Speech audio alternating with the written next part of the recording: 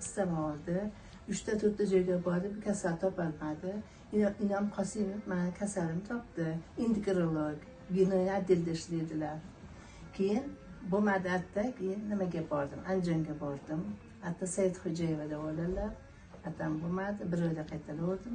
Keyin Tashmiga bordim. Tashmida yotdim. 2 yil yaxshi yurdim. 2 yildan keyin qaytaladim. Bobojon davolalar 8-korpusda atam ginoya dil. Endi keyin yana qaytalaveraman, borib davolanaveraman, yana kelaveraman. Endi shu oyog'imga umuman massaj mumkin emas, sizga Umr Sherif kasal deyishdi. Keyin oxiri nimada telefonda gaplashdik nima bilan, nimalarni ko'rdim.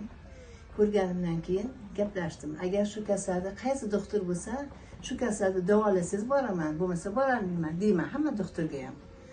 Davolayman dedimmi? Keyin bola aytdiki, nega Nodiraxonlar nimani telefonda davolanaveraman, qo'rqmang kelavering deyishdi. Keyin qo'rqmay qizim bilan birga keldim. Shatda endi 5-6 kun chiqib yotibman. Davolarni ko'rib nihoyatda xursand bo'ldim. Ularga rahmat. Tanjonlar sog' bo'lsin.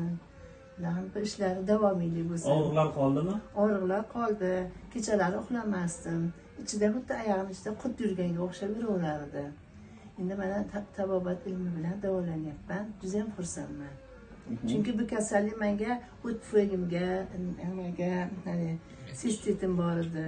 Shularni hammasini davolagan. Xursandman. Nega? Ishlayaptimi? Qarang, Xolijon hozir sizni gaplaringizni eshitib, buni ataydan uyushtirishyapti. Ya'ni shu gaplarni gapirtirmoqchi, shu gaplarni gapirsa klientlari ko'payadi deydigan insonlar ham borda.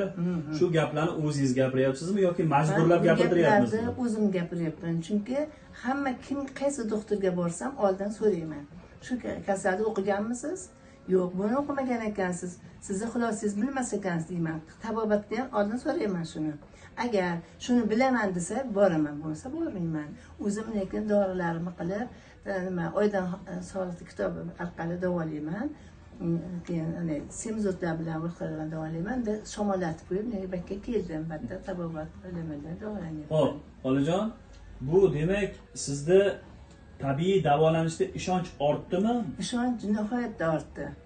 Ortib, menga juda ixlosimni ko'p yaxshi qo'ydim. Siz tavsiya bera olasizmi? Tabiiy muolajalarni olishga tavsiya bera olasizmi? Hammaga tabiiy muolajalar olishga tavsiya beraman. Chunki men 19 yildan shaqa qiynalaman shu kasallik bilan. 19 yildan shaqa bunaqangi massajlarni mana birinchi olishim, mashatda kelib oldim. Bularkan nima ekan, ruxsat ekan bularga. Men ruxsat emas deb nihoyatda o'zimdan qo'rqib yurardim. Endi shu bilan ketib qolsam kerak deb yurardim. Juda yaxshi. Demak, muolajalari sizga yoqdi. Menga yoqdi. Keyin hijomalar qilishdi. Keyin hamma narsa qilishyapti. Yengil bo'ldingiz. Yengil bo'lib qoldim. Juda yaxshi. Juda yaxshi. Tavsiya bera olasiz. Qilaman, yaxshi yuribman. Rahmat, kattakon. Sog' bo'ling. Xo'p.